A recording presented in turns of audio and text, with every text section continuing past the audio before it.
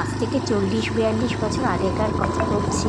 আমার বাড়ির যে আমার শ্বশুরবাড়িতে যে হেল্পার মাসি আছে, উনি আমাকে বলেছিলেন।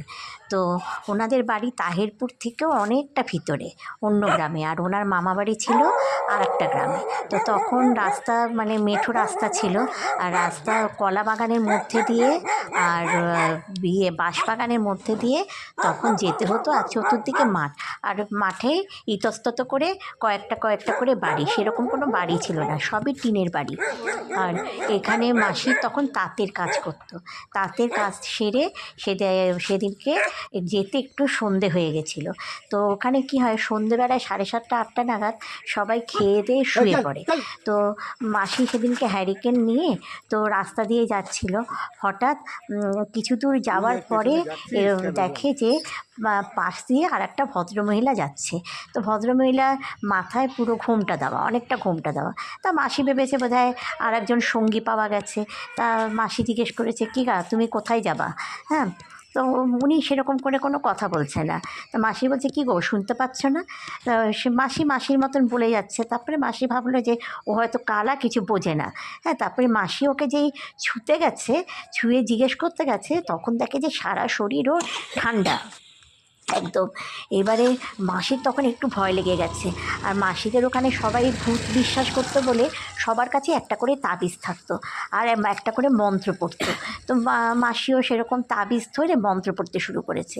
মাসি তারপরে নিচের দিকে তাকিয়ে দেখছে যে ভদ্রমহিলা কীরকম যেন উঠছে, মানে মাটির সাথে পা ফেলছে না, পা ফেলে হাঁটছে না, একটু উঠিয়ে পা ফেলে হাঁটছে।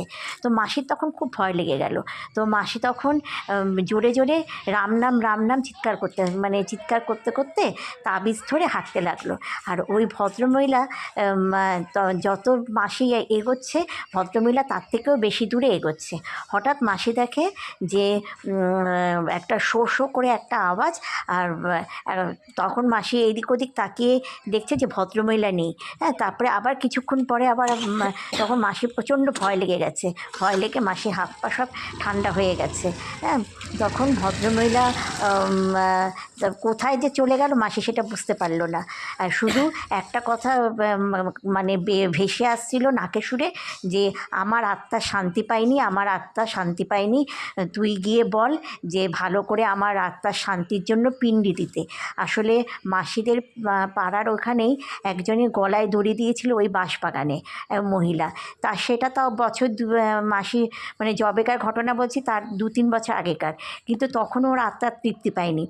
এবারে মাসিকে কি হয়েছে, মাসি ওরকম ভয়ের চোটে মাসিকে ভূতে ধরে গেছে।